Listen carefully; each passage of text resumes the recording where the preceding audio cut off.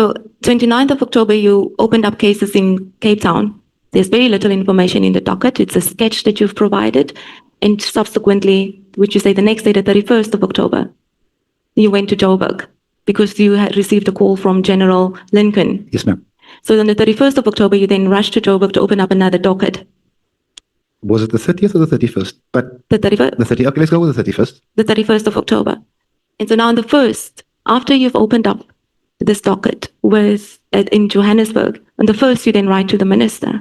Can you explain why you would open up? You've given an explanation about Cape Town, and you said you received a call from Lincoln. And Joburg, why after you've opened up a charge in Joburg, you then on the 1st complain to the minister and you complain about members of SAPS specifically, and you say that they've intercepted your dockets? So let's just follow the trail. I wasn't drunk or out of my mind when I laid the charges here at Grand Central, right here, which is when the dockets disappeared. I have to go to Johannesburg at taxpayers' expense to lay the same charges. I think I'm within my right to complain to the minister. The fact that the minister acts speedily, the minister can answer if that is his standard turnaround time. I, for one, as a citizen of a country where service delivery is suffering, I'm very happy that we have a minister that reacts speedily. I wish all of us had it. But we want to understand why, after you've laid charges in Johannesburg on the 31st, you then complain about members of SAPS to the minister. What happened in Johannesburg that made you believe that your information was being intercepted? And remember, you've told us that these are just sketches. This is not even documents containing evidence. So what happened that made you believe that your information, your sketch, is being intercepted? So, Advocate, when they intercept my dockets, which they did, the plan was that these allegations must never be investigated. Why would I not complain about that? Please understand where I'm from. Why? What happened in Joburg? That's the question. We hear you. Nothing happened in Joburg except that I had the suspicion that they could do the same thing again. Because after what happened in Cape Town, it was clear to me that here is a plot going on. That means these dockets will not be investigated. It's for this reason that I drew the attention of the minister to it.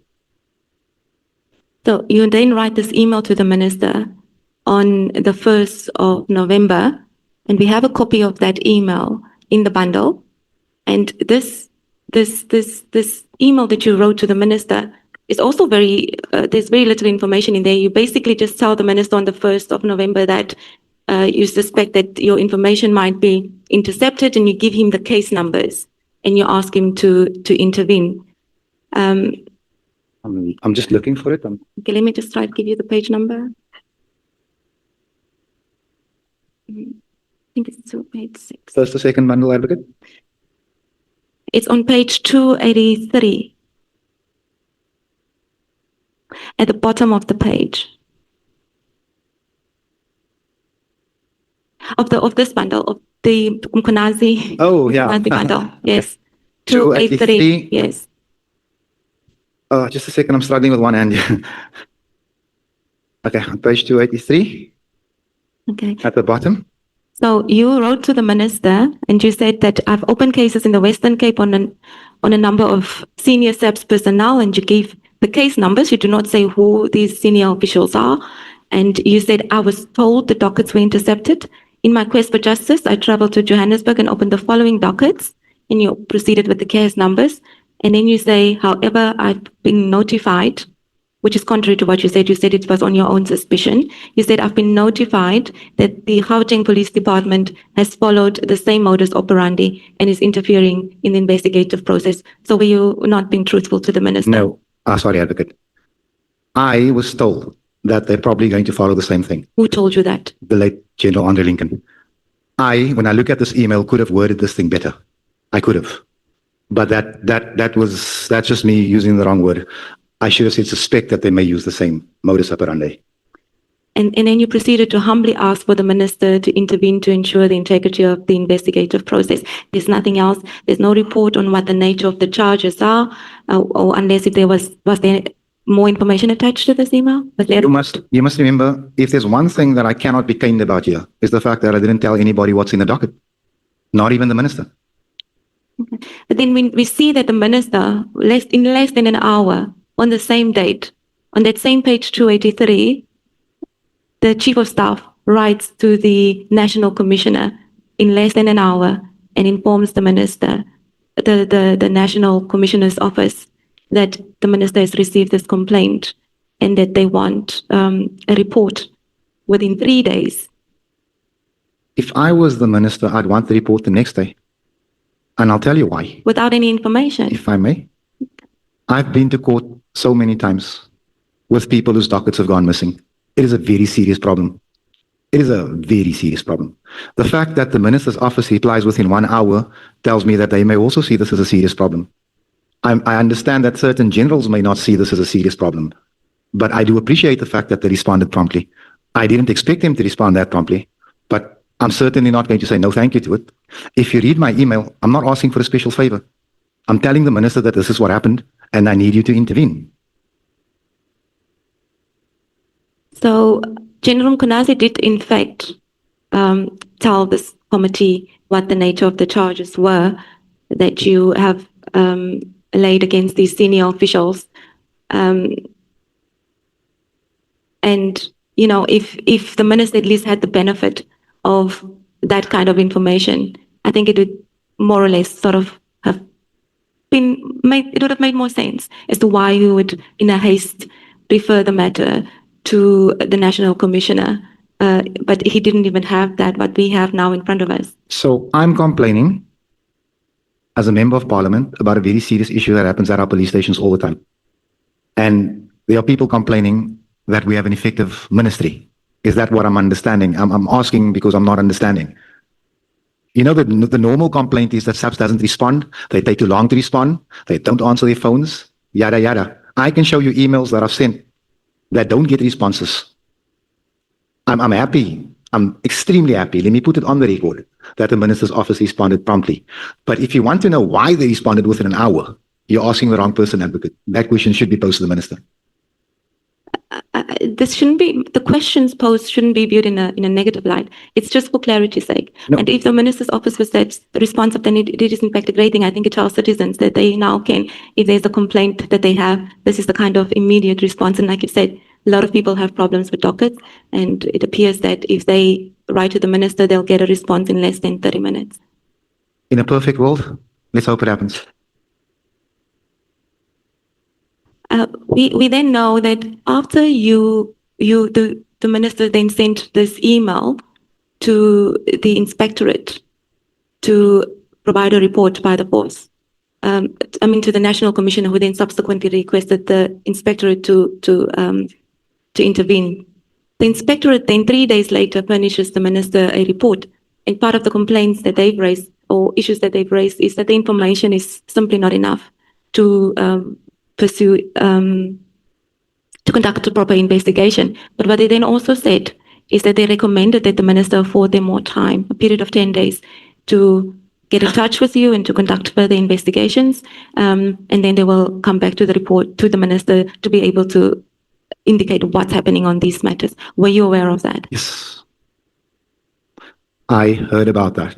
I wasn't told by the minister. I wasn't emailed, but I'd heard about that.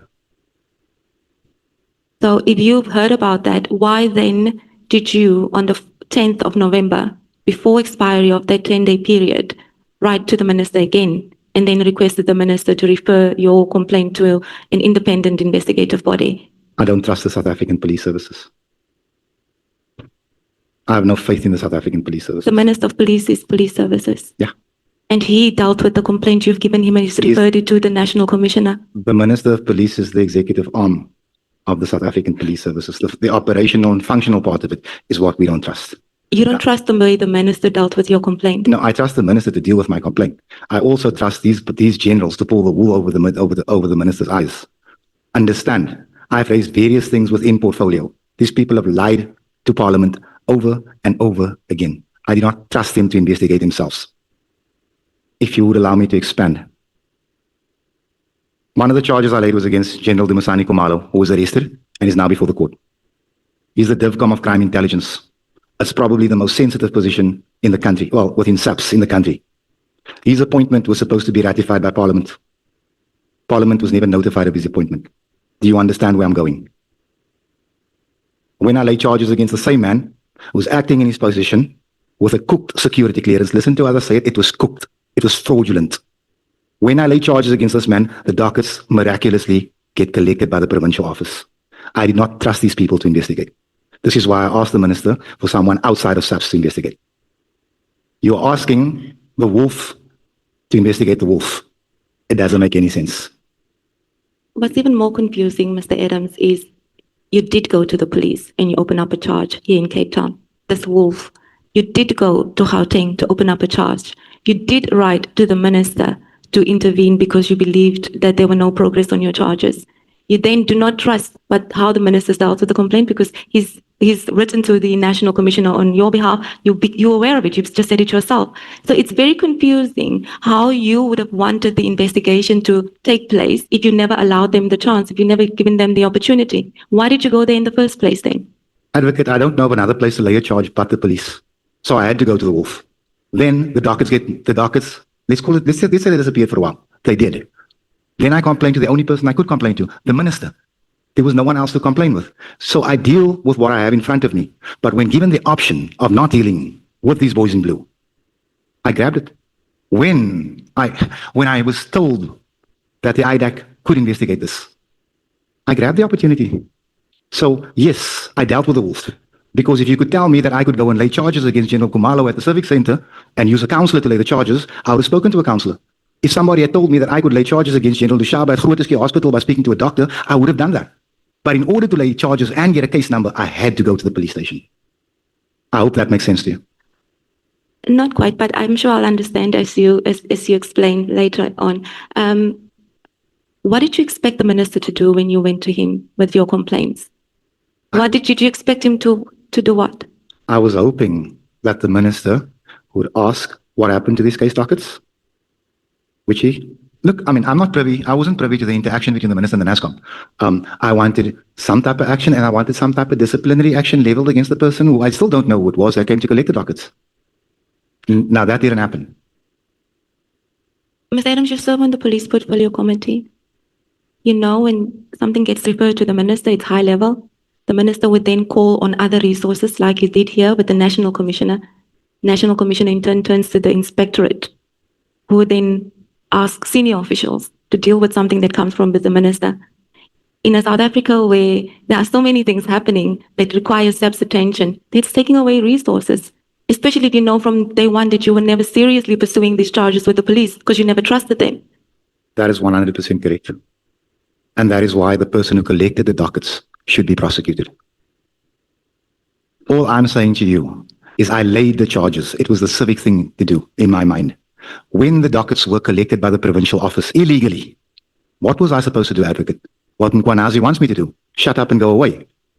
Maybe that is the lesson that we should send to everybody who's serious about fighting crime in this country. Don't bother. Like, I'm sitting here and I know exactly what certain people are thinking without accusing anyone. I did the right thing. I don't care what anybody else thinks. I did the right thing. I've asked within the police portfolio why General Kumalo was allowed to buy cell phone grabbers, obsolete cell phone grabbers that have never worked. I wasn't given an answer. Do you understand how the police portfolio functions? These people operate with impunity. They do as they want, when they want. It's why they went out buying hotels without tax money. And I know I'm jumping. I'm trying to put it into perspective for you. Okay, so maybe let's go back to the timeline. You then, like I've indicated, wrote to the minister again on the 10th and you asked him to refer the matter to an independent investigative body after he's received the report from the inspectorate that recommended that he should wait 10 days. Why did you not approach that independent body yourself? Why go back to the minister and ask him to write that letter to IDAC? I never asked the minister to write a letter to IDAC. You asked him to refer the matter to an independent investigative body. Not to the IDAC, to an independent. I mean, even outside of government. I didn't mean Section 9. When it happened that way, that's the way it happened. I asked that SAPS not investigate SAPS. That's all I asked. Are you familiar with IDAC? I am now. Also, I also figured that a referral to investigate the SAPS would carry a lot more weight if it came from Minister Senzon Kuno than it would from Fadil Adams. But you say in your statement you also contacted IDAC. Yes, I did. At which point did you contact IDAC? I wouldn't be able to give you the exact date, but it was around about 2-3 days after I messaged the minister. So we know the minister wrote a letter to IDEC on the 11th of November. Were you aware of that letter on the 11th of November? No, I was not, ma'am. So you say that could have been it would have been around what, the 13th of November when you wrote to IDEC? 13th, 14th, 15th, roundabout there. Did you write to them? Did you go see them? What happened? No, I called because I didn't know what the procedure was. Because I didn't know what to do. I said to my, I missed that man. I said to General Lincoln, General, I don't think this thing is being treated properly by the minister. And he said to me, I'll get you a number, call the IDAC. I said, who's the IDAC? He said, they're better than the Hawks. No, but what do you mean it wasn't being handled by the minister? Because you were aware that the minister referred the matter to the inspectorate. You now then, you must have been aware of the report that came back from the inspectorate because you said, no, I want an independent body now. So what do you mean the minister was not handling your issue? You know, advocate, if you know me for any length of time, you know everything I do is in a hurry. I want it done today. And in an issue as critical as this, I wanted it done yesterday. So yes, I appreciated the fact that the minister responded to me quickly, but I wasn't getting the phone call or the email or the interview that I wanted because this thing was not going to go away. Now, understand, I work on the Cape Flats where things go away. I am not a cold. I'm not a flu. I don't go away. It's a permanent thing here. I was going to have this thing investigated. I was going to have these people charged if there was a case. If there was no case, fine. But if there was a case, it was going to be investigated properly. But again, Mr. Adams, I think it raises the other concern that I had, that you have no intention of seriously taking assistance from the minister or the police, but yet you as a member of the portfolio committee, this is what you said, but you as a member of the police portfolio committee, go and ask the minister where he could have been busy with something else.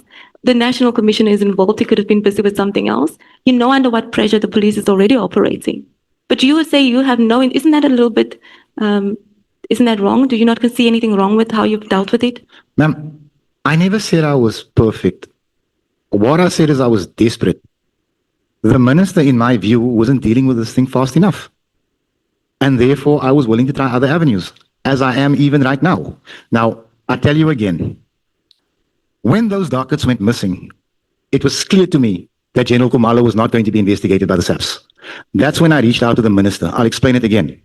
I expected the minister to come down from his throne, shake the national commissioner, and get an investigation going from somewhere else. At the 11th, I don't know that he's reached out to the IDAC. It's why I called. If I had known, if the minister had copied me in the email, I'd have sat back and waited. He didn't. If there was collusion between myself and the minister, like someone here alluded to, I would have known that he had emailed the IDAC on the 11th, and I would not have reached out to the IDAC. Why did you omit these engagements that I've just mentioned from your statement? Which engagements are those, ma'am? The number of times you've approached the minister. In your statement, you briefly deal with the fact that you went to the minister and you complained with SAPS. You've heard General Mkonazi's evidence in relation to the chronology and how he was trying to indicate to the committee that there might be something, that there's something very suspicious about the urgency in which you've dealt with this. Why, in your statement, did you ignore all these steps or not address all these steps that you've taken and provide an explanation to this committee that could satisfy them that, this... I actually didn't think that my second email was all that vital until the cross-questioning began, because I read Mkwanazi's statement. I'm not denying that I emailed the minister the second time.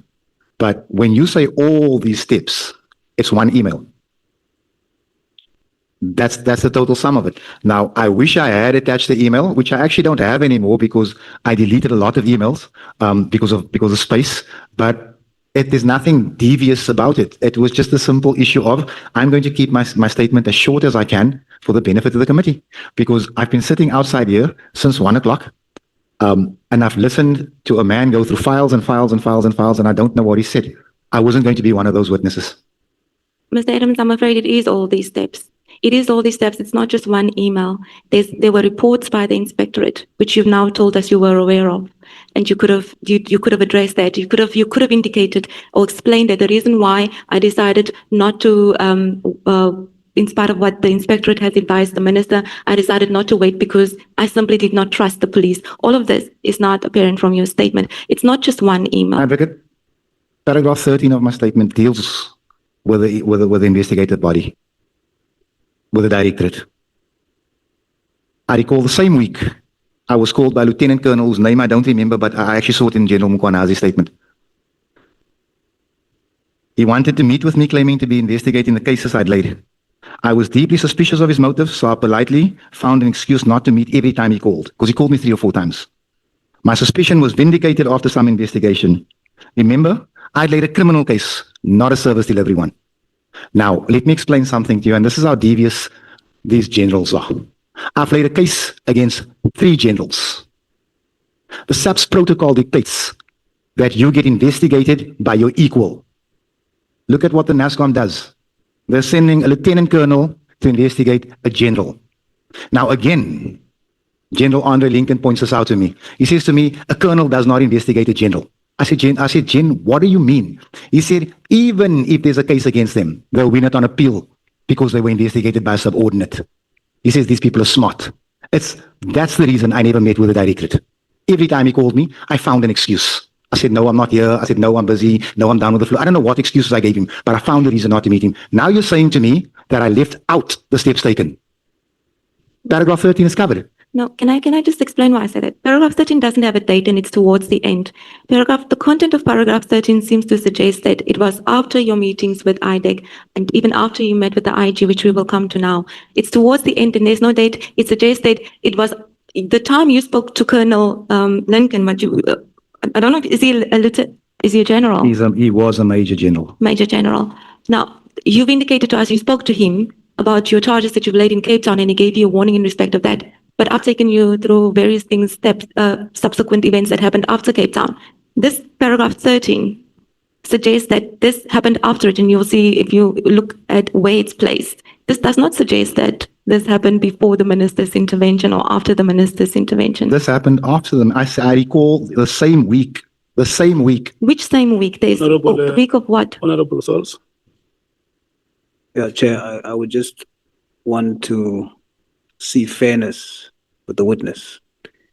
The procedure has always been, there was never an expectation for you to have listed details in your affidavit. The oral testimony compensates for those details. So I'm just asking for fairness that Honorable Adams be treated like all the other witnesses. If there's no detail in his statement, the evidence leader should allow oral testimony to compensate for that. Thank you, Chair. Okay. That is accepted. Thank you, Jay. So, Excuse me, Advocate. could you? I thought we agreed that I laid the charges on the 31st in Johannesburg. I thought we agreed that I emailed the minister the very next day. I thought we agreed that shortly after that, Imtiaz Faisal, the IGI of Intelligence, called me. So later on that same week. So what is the problem with the chronology? Oh God, I'm tired. Anyway, you understand what I'm saying? What is the problem with that? We haven't spoken about the IG yet. No, I'm saying, okay, but it says in my statement that on the date I struggled to recall, I was contacted by Director General of Intelligence, Imtiaz Faisal. So it happened in that same week, but it was in the same week that I emailed the minister. So now what I'm saying to you is I'm struggling with dates. Remember, when this Lieutenant Colonel called me, I wasn't writing down the date because I don't foresee myself sitting in front of Parliament because of this one day. So if we want to be pedantic, then excuse me, I can't be.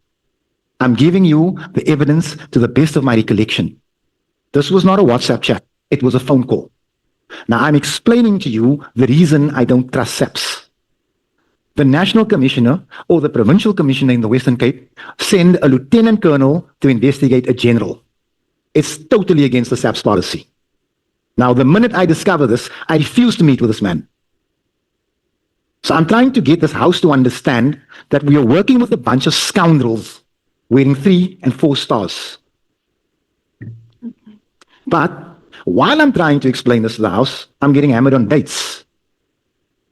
I'm asking the advocate to work with me, please. I'm also in a considerable amount of pain, so I'm not going to do a O'Sullivan, Honorable Nomvalo. I'm struggling with my shoulder, but we'll see this thing through tonight.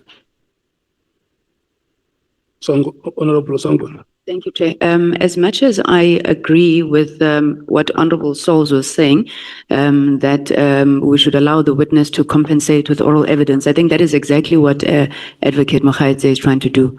She's trying to get Honorable Adams to supplement what is missing in the affidavit with oral evidence. And I think it's quite unfortunate that Honorable Adams would want to characterize that as being hammered by dates, about dates. Yes, we want to know the chronology, and that is exactly what Advocate Bukhaiti was asking. The chronology, which came before which. It doesn't mean this date and this date, but how did it unfold? So I'm really requesting that the witness tries to cooperate with the advocate as well. Thank you, Chair. Chair, just for clarity, remember, Wait for the chair to recognize. Okay. Do you want to be recognized? yes, Chair. You are recognized. Thank you, Chairperson. Just for clarity on Honorable Sangone's statement, when I raised my hand, the chair didn't see me, but it was not on the point of the clarity on dates, because of course that's very important. The chronological order of the dates is very important. When I raised my hand was when the advocate was asking Honorable Adams, why did he not say how many times he met the minister? You see, that must be in the statement. I met him 3 times and I met him like, that's not the requirement. So I'm saying in his oral statement, he can compensate and provide those details. That's the point, Chair, but not on the dates. Chairperson, if I may. It is only in the very beginning where I struggle with the dates, Chairperson, because this is 2 years ago. I mean, it's 18 months ago.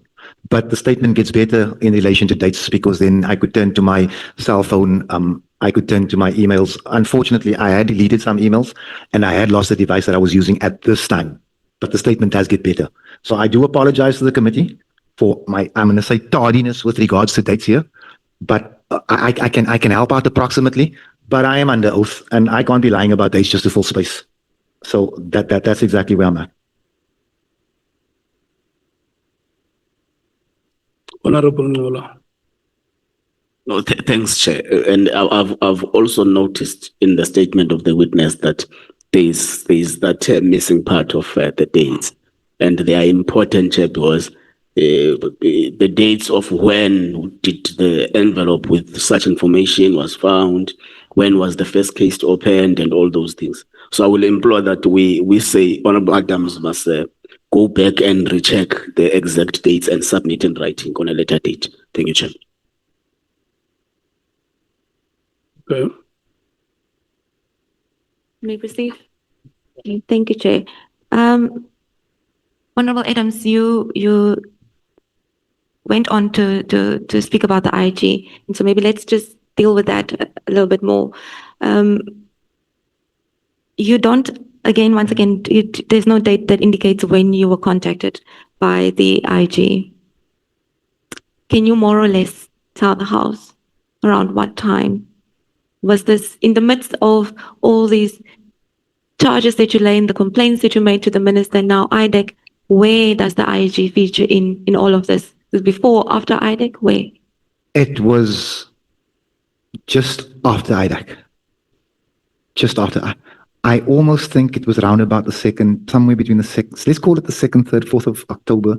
But I can't say specifically it was that date, but I do know it was after I contacted the IDAC. It can't be October because we know now in November. Sorry. It's gonna be really hard for me to stick to that date because again, you're asking me to go back into memory events that happened 18 months ago. Man. Can I ask you then, what you say in your statement that you were contacted by the Inspector General and he asked you about the cases that you've laid? We still don't know what the nature of these cases are, but you explained that he said that his department might have an interest in these cases. With the little information that you've given to the police, we don't know what you've given to IDEC. Or how does the IG learn about your cases?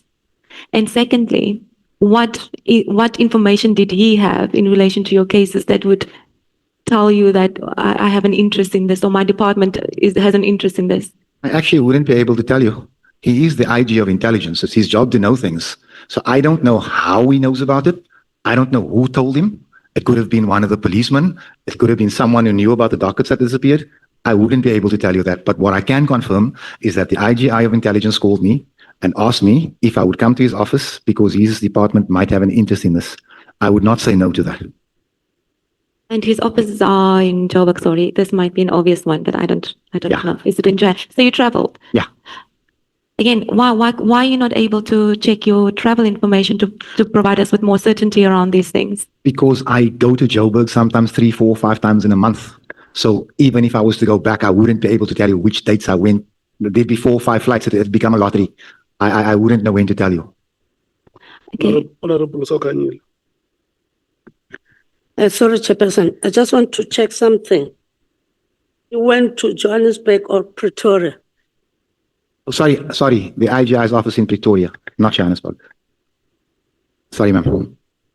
For us Cape Townians, Joburg, Pretoria, same thing. So we actually believe Sunset is in Joburg as well. So you met with the IG, and did he explain to you what his interest in the matter is?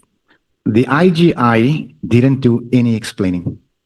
He asked me if I had any information. I said, yes, I have paperwork. He asked if we would hand it over. I said, yes.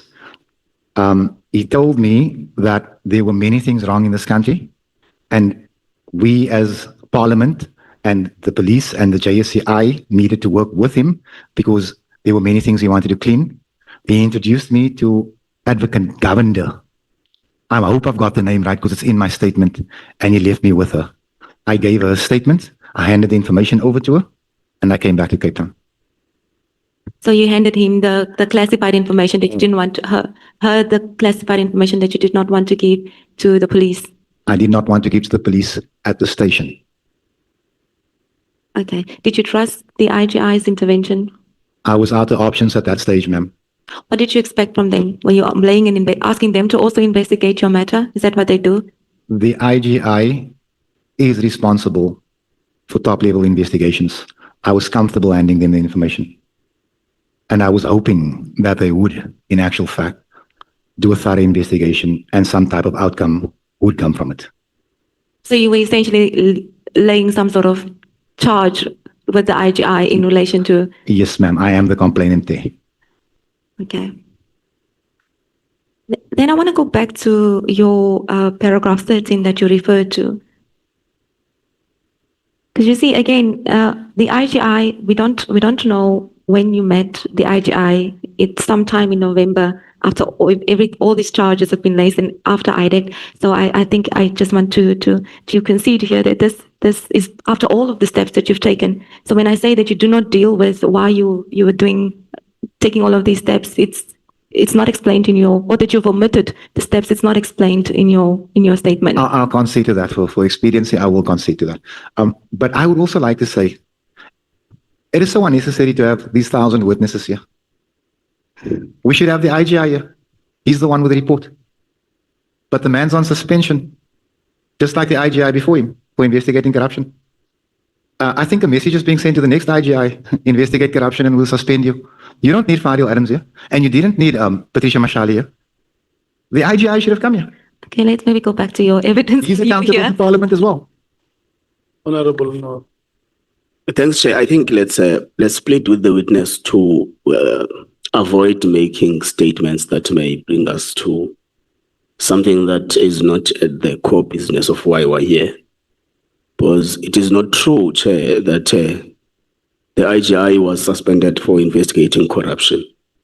I think a public statement was made by the presidency, and none of which suggests that the reasoning behind the suspension is on the basis of investigating corruption. So it is very important, Chair, that we don't congest and populate the record with incorrect remarks. Thank you, Chair. Okay, can we focus on the terms of reference of why we are here? Thank you, Chairperson. Yeah. Okay, so paragraph 13, Ms. Honorable Adams, of your statement, you say that you were called in that same week that you met with the IGI, and you were called by some person that General Mkonazi referenced in his testimony to this committee, and you said that this person wanted to meet with you, and he was claiming to be investigating the cases that you have laid, and you were deeply suspicious of his motives, and so you politely found an excuse not to meet him. Then you say, my suspicion was vindicated after some investigation. Remember, I had laid a criminal case, not a service delivery case. Are you suggesting that this person was somehow requested by the people whom you've laid charges against to get in contact with you? 100. I'm almost 100% sure. There's no other explanation in my mind, because if you were going to investigate a general, it should be a general investigating a general. That's the policy. I didn't write the policy. I might not even agree with the policy, but that is the policy. So the moment they let a lieutenant colonel loose to investigate generals, something was the matter, and I wasn't going to entertain that. Just to be clear, you laid charges against General Kumalo, who's the Divisional Commissioner of Crime Intelligence. You laid charges against General Madondo and Major General Lushaba, who's the CFO of Crime Intelligence. And you're saying that those persons were responsible for the call you received and you were suspicious about the call. What did you think was going to happen? That there was going to be an investigation, an internal investigation, and if they were found not guilty, I'd look stupid, and if they were found guilty, they would appeal it because they had just been investigated by a subordinate. This was the way out. This is how I reasoned it. There was no other explanation for a lieutenant colonel investigating a general. Oh, and the lieutenant colonel's name is Phillips. The one that General Mkunazi mentioned. Yes, ma'am. So General Phillips was sent by Lieutenant Phillips was sent. No, Lieutenant Colonel. Sorry, I didn't get to finish. Lieutenant Colonel Phillips. Lieutenant Colonel Phillips was sent by General Mkunazi and Kumalo to come after you. I'm not saying General Mkwanazi or Kumalo. I'm saying by someone in the cabal. Now, when I say the cabal, I'm speaking about one of many corrupt generals. If you're asking me to name a specific one, it's impossible. Let me put you in the picture, advocate. Sorry, man. I'm just going to go off script a little bit. Do you know we have 200 police generals in this country? 200. We should have one national commissioner who is a full general, maybe 8 lieutenant generals, 16 major generals, 32 colonels, 64 brigadiers. That's structure. The SAPS as it is a jobs for pals. Everyone's a general. We're paying about R500 million a year to ineffectual generals. Many of them incompetent, many of them there without the proper vetting. No security clearance. And this is why policemen stay in their ranks as sergeants and warrant officers for 30 years, because there's no money to advance these people. So if you're asking me which member of the cabal sent Lieutenant Colonel Phillips, I can't tell you which one, but it's one of them. Honorable Sangon. Chairperson, you know, the problem that we're having really here with this witness is that this witness wants to address this house as if they are in the police portfolio committee. And as Honorable Mola was saying, we can't allow him to make false statements. There is one general in the South African Police Service, and he is General Fani Masemul.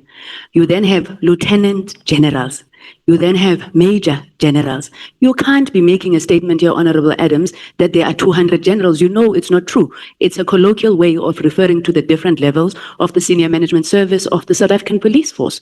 So please, can we please ask the witness chair to just deliver his testimony, and please try. I know it's hard, but refrain from wanting to make political remarks. Thank you, Chair. Honorable Chairperson, through you.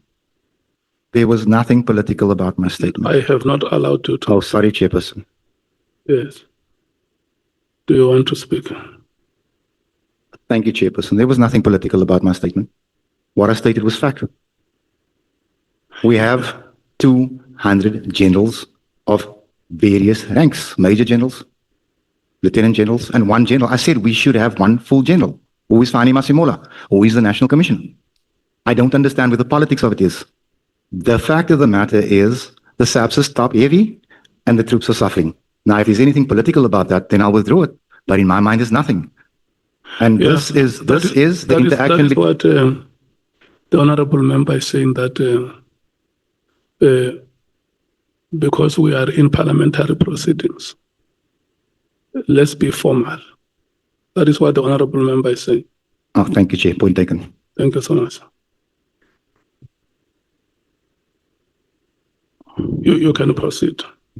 Just before we move on to the next. And just to say to yourselves that the many interruptions that we have, I have already added an hour to the proceedings. If you have a night of 12 hours, you must know we are now going to experience the 13th hour.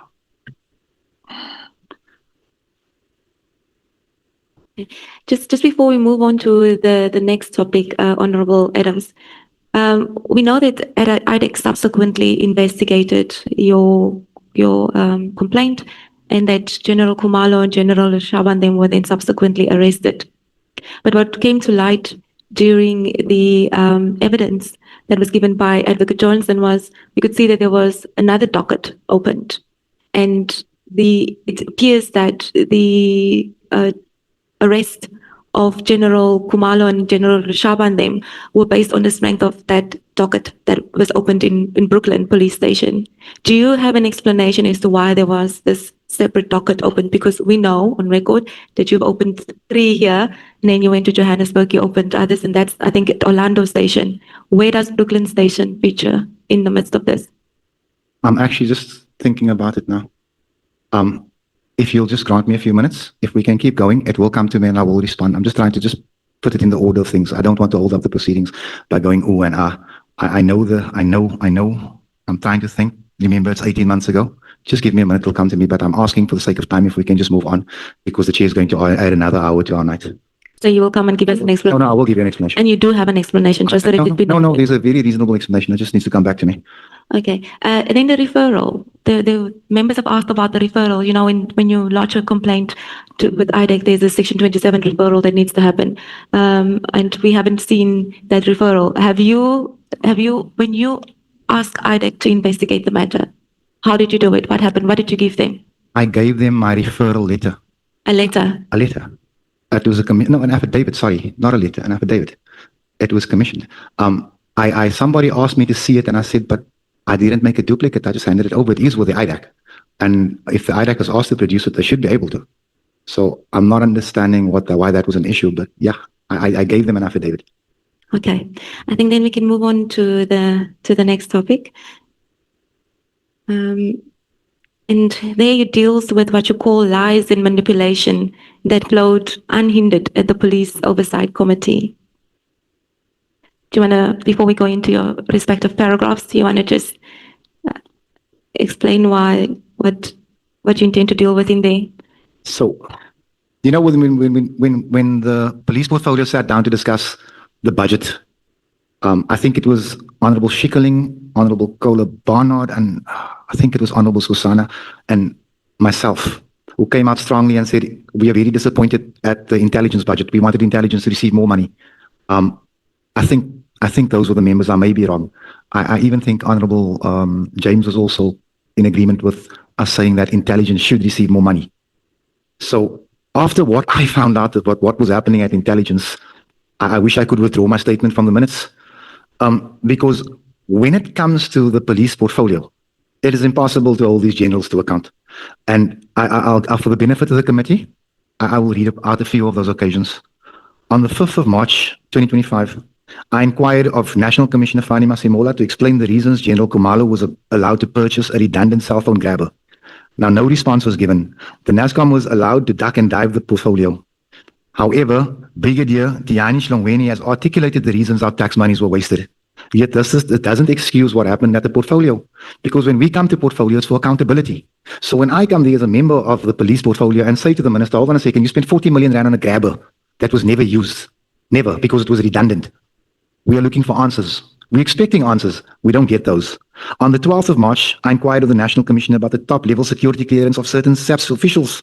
Included in this was the issue of General Dumisani Kumalo's first clearance, which was alleged was fraudulent. In the Portfolio Committee meeting, the National Commissioner claimed that General Kumalo's clearance was above board. Again, Brigadier Tiani Shlongweni came to this portfolio and said that it was impossible that it could be legit because it was done in a matter of days. It normally takes about a year. So the National Commissioner lied to Parliament, but he faced no sanction. Please see attachment FAA1. That's the minutes of that portfolio. When I asked the Commissioner about the clearance of the National Commissioner and Lieutenant Kumalo during the portfolio meeting. Can I just ask you there? So you haven't attached anything in relation to the allegations that you make in respect of the grabber that you consider redundant. You just say the commissioner hasn't given you a response? And then are you asking this committee to rely on the evidence given by Mr. Slongwane as your substantiation of these allegations that you make? Is that in support? Should we look at at Mr. Slongwane's evidence for support of these allegations that you make? Given the fact that Mr. Shlongwane was the CFO of Crime Intelligence, I would say that his testimony must be regarded as reliable. Can I ask you to articulate what did he say that we should look at when we consider whether or not that evidence or what he said He consider? said that the grabber was purchased to finance the NASREC conference. Mhm. Now, that would make perfect sense because you pay top dollar for a grabber that is worthless if it is indeed the intention to finance a political conference. That is what the CFO, the former CFO of Crime Intelligence said. Now, I asked this question in portfolio. I was not given an answer. It makes me question, what is the purpose of the SAPS portfolio? If I may continue. And before we also want to deal with paragraph 16, but just on that, so that's the only support for that allegation that you make. Yes, ma'am. It's the only support I think I need. It's Slongwane's evidence. Look, advocate, sorry, not look. Advocate, I'm coming to this portfolio as people have before me with what we have. This portfolio must make recommendations, amongst others. In this case, maybe the portfolio should, I can't tell the portfolio what to do. Maybe the portfolio should take a closer look at the grabber. Maybe the portfolio should look at the true value of the grabber and what was paid for it. I can't tell this portfolio what to do. I can only tell this portfolio what I see wrong in SAPS. Remember, I wanted to be a member of this of the era. Remember, there was a concerted effort made to keep me out. And in relation to the clearance of General Kumalo, what evidence do you have that he wasn't cleared or that that his clearance wasn't above board? The National Commissioner's come here and admitted that they had 2 clearances. He never told us why the first one wasn't good enough. He had to apply for a second one. The National Commissioner sat here and he said it. Also, again, Brigadier Shlongwane, the CFO of Crime Intelligence, says there is no way a top secret clearance can be given in a week. He looked at the data that was applied and the date it was approved. He said it's impossible. This man knows what he's talking about. I'm just a layman. But please understand that upon obtaining the rank of brigadier and up, the oath of office goes something like this: subject to me attaining and maintaining top-level security clearance. These people are appointed without it, and they're allowed to operate without it for years. Why should we accept Mr. Slongwane's evidence above that of Lieutenant General Kumalo and above that of the National Commissioner? And is it simply because he was the CFO of Crime Intelligence? Is that the basis on which his evidence is more reliable than that of the National Commissioner and that of General Kumalo? On the issue of the clearances, I think it is. Remember, the National Commissioner operated without top-level security clearance for 4 years. That is confirmed. Remember that General Kumalo would not have needed to apply for a second clearance if his first clearance was above board. So yes, in this case, I do believe that Shlongwane is the better candidate. Okay, you may proceed. On the 19th of February 2025, I asked the National Commissioner to supply to the Portfolio Committee the names of the police generals, including provincial heads lacking suitable security clearance. Despite assurance from the National Commissioner that this list would be supplied, it was never released. Please see attachment FAW2, which contains the minutes of the Portfolio Committee meeting. In the same meeting, February 19th, 2025, I asked the National Commissioner about the lack of media attention relating to case number 111-2024, which deals with an incident where over 100 million rands worth of mandrax was found and no media statement was ever given. The reply from General Labia was that the clandestine lab was under further investigation. The latest status of that same case mentions firearms. It doesn't speak of drugs anymore. Please see attachment FAA2, if I may be allowed to expand on that before we go any further. Mandrax, 90% of it is probably consumed here on these Cape Flats. It was a drug that was manufactured and brought to the Cape Flats by the nationalists. It was how they subdued our people. So when you tell me that 100, because most of the mandrax addicts are to be found on the Cape Flats, when you tell me that 100 million rand drug bust was effected in KZN, and it doesn't get reported to the media, and we're told that it's under further investigation, it's almost 2 years later, still no media statement. And a few weeks ago, one of our sources tells us that case number no longer speaks about drugs, it now speaks about firearms, which makes me suspect that 100 million rands worth of mandrax did find its way to the Cape Flats. These type of things we don't get answers on. This is the type of thing I take very personally. So just to be clear, in respect of the content of paragraph 17, which also speaks to security clearance issue, there's no evidence again. The fact that you've requested a response from the National Commissioner does not confirm that you were right on your allegations. Do you agree with that? There's no allegation in paragraph 17, Advocate. I'm asking of the National Commissioner to provide the police portfolio a list of the generals who do not have the suitable clearance. That's all I'm asking. Now, when the National Commissioner commits in portfolio to bring us the list and never does, that should be a question of concern. Remember, about an hour ago, you asked me why I omitted a certain email. Now, trust me, that's going to raise suspicion. Simple email. So when I ask our National Commissioner, please bring us a list, including the 9 provincial commissioners, about who's not qualified to sit in that office, that list doesn't come. I'm allowed to be suspicious. And let me paint you a little picture.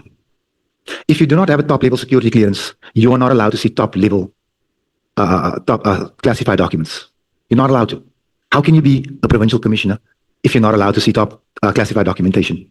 How can you dispense a budget if you're not allowed to see top-level classification? How do you give directive if you're not allowed to see top-level classified documents? How is this possible? Is it a wonder then that all 9 provinces are in trouble with crime? Because we have incompetent and unqualified people running the system. A general comes to this portfolio and says, I'm in possession of top secret documentation. Okay, fine. How does he know? Because we're not allowed to talk about it. Someone told him, but this committee didn't ask him that. But let's move. Sorry, my control issues are stepping in, sorry. No, Mr. Adams, you are the witness. No, I'm here to be led. I'm 100% here to be led tonight by a woman of all beautifulness. Welcome to the New South Africa. It's a beautiful thing. In paragraph 18, Mr. Adams, you raise that you mentioned that there's an incident where over 100 million rands worth of mandrax was found and no media statement was made. You also say that the reply was, when you asked about it, was that there was an investigation. My question here is, why would it be a problem if the police is reluctant to publish an incident where drugs were found if the reason is that they're busy investigating? Wouldn't it compromise investigations if they make things public? In my view, and I'm not an investigator, I say it again, if we've just cracked the biggest mandrax hub in the country, I think the SAPs should receive some credit. I think it should make the papers. And when I ask, I think it was 4 months later, I'm told it's under investigation. And that is fine. And then again, we investigate and we are told, reliably told, and I'm asking this committee to look into this, that case number no longer mentions mandrax. The mandrax has been removed of the case. 100 million rands worth of buttons. What are you trying to suggest? I think those drugs were stolen By who? by the South African Police Services. And the National Commissioner is aware of it and he's condoning it. Well, he is now. Let's see what he does. Saying, Look, if he didn't, Advocate, if he didn't know about it, he knows now. Let's see what he does about it. okay.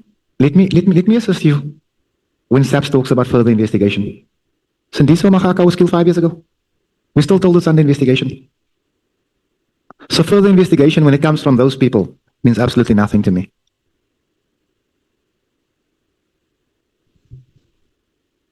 Okay. You then proceed in paragraph 19 to raise an issue about a property that was purchased in Musgrave, KZN. And you say that crime intelligence purchased the property and they did it without a mandate. Is this the same property? Just before you answer, is this the same property that we heard from Mary Dahaz, from Paul O'Sullivan, from Patricia Mashale, from Brown Mogotsi? Is this the same property that you now also raise? I know of 2 properties, so I don't want to speak out of turn. It may be. There's another place called the Feroz Hotel, which they're probably going to shoot me for now because I don't know if it's classified, but it was unlawfully purchased. So crime intelligence has no mandate to purchase property unless Parliament approves it. When that property was purchased, I was a member of this House. I don't remember receiving that memo.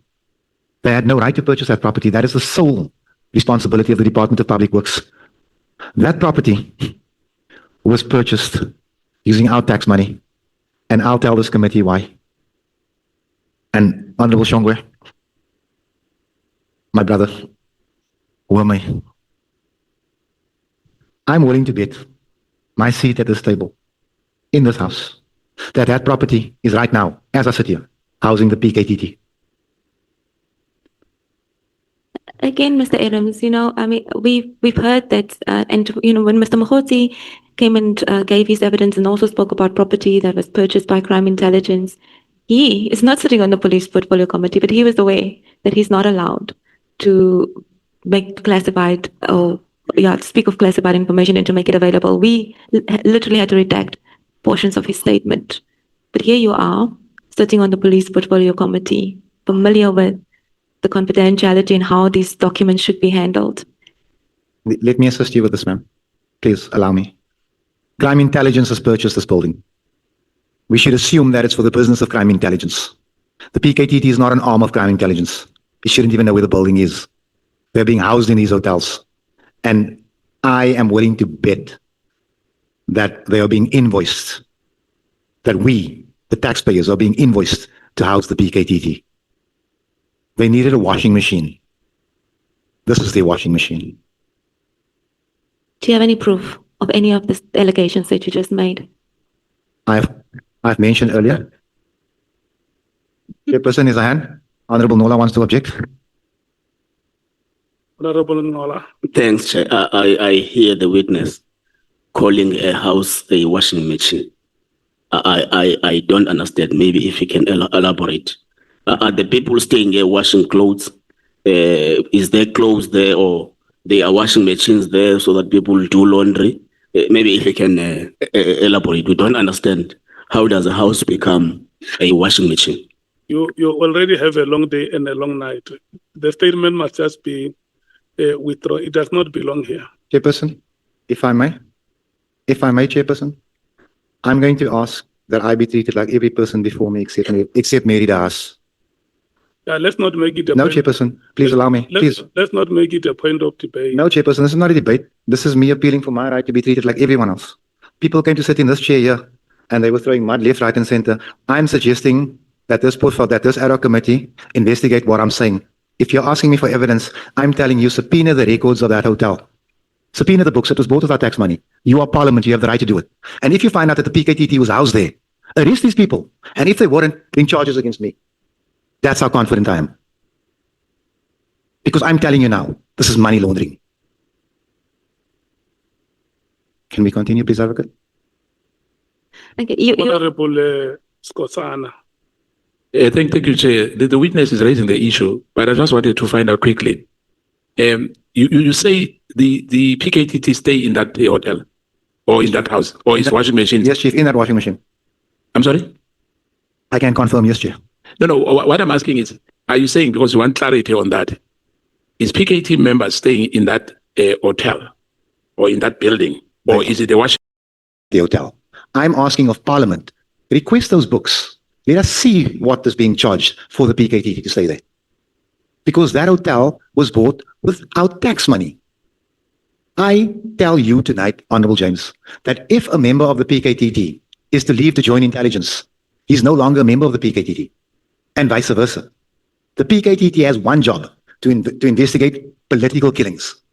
Now, let me explain to you how the PKTT does not investigate political killings.